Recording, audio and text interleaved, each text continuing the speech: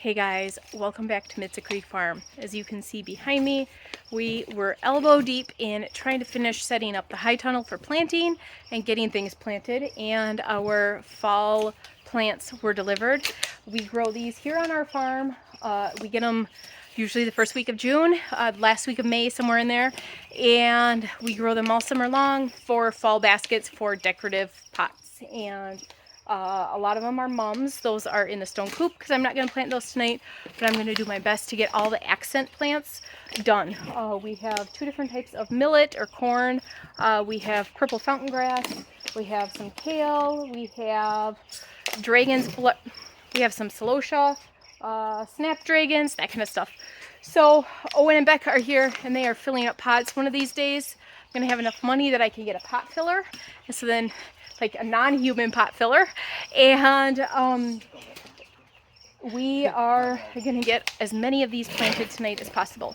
Now we are in a little bit of a pickle because like I said in our previous video, our fertilizer injector broke, and I thought I had it fixed, and it turns out it was something totally different, actually something else broke on it. And so I am going to be watering by hand until those parts come in.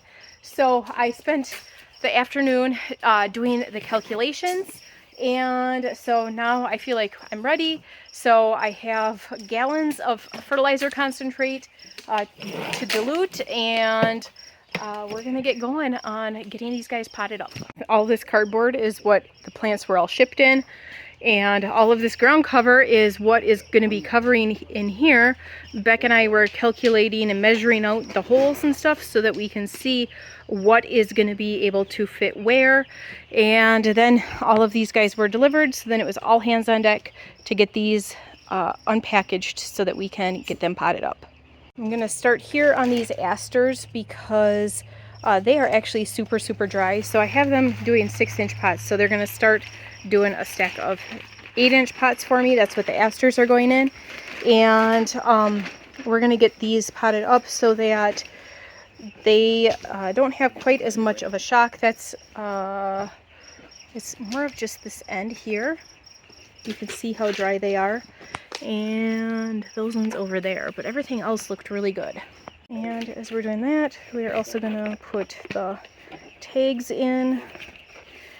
Henry Aster Pink, and then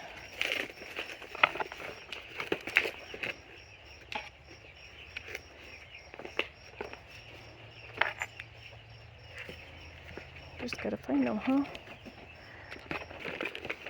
There we go. Right back 50. Man, I just keep getting messed up on what I have ordered. So let's do some in 6-inch pots as well. So we'll do, let's do 36 of each, because that's what I was thinking I had in the 8-inch, and then we'll do the other, if they're 51, the other 19 in the 6-inch pots, okay?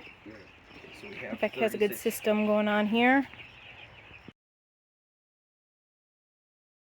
Ended up putting the trays just in some fertilizer water, that way the plugs would get water, but I mean these guys are super dry.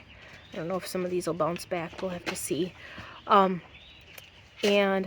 I forgot how dry the soil is when you are potting up these big bales of soil. So we actually are spraying them all down first with just water, getting them so that the soil is damp, and then I'm going to start putting plugs in all of that. So the boys have a system set up, and they are just filling. Owen is separating the things, he's filling. Beck is pressing the dirt down so that way, usually we have a problem with the soil kind of sinking, settling in the pots. And so with the way Beck is doing it, we should not have that problem this year. And so this is working out pretty well and pretty efficient. Good job, boys. Okay, so what you do when we're doing these is, usually these are mums.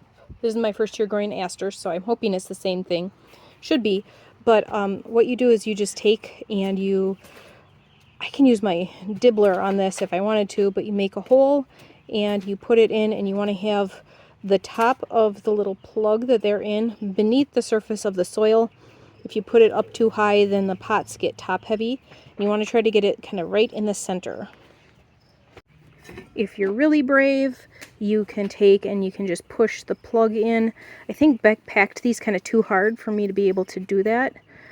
So I'm always worried if I do that, I'm going to break the stem.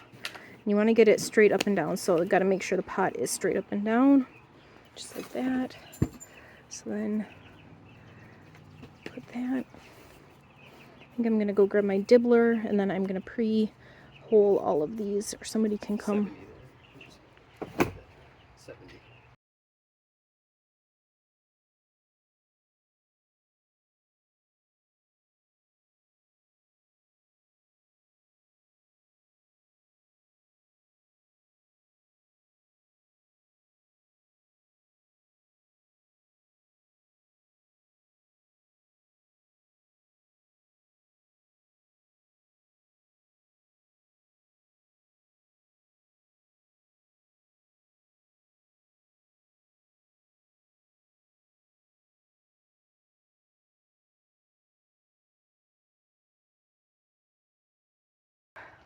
Alright, so I have the asters all transplanted, and I have about 400 more things to transplant tonight, so I am going to end this video here. In the next video, I will show you hopefully us getting the drip system at least set up and set out and getting these guys all moved out of the high tunnel onto the ground cover. There's no way I have the energy to do that tonight. It's already getting dark out, and I have about 400 more plants to transplant. So I'm going to end it here, but that is it for today's video. Thanks for tuning in, and I'll see you guys next time.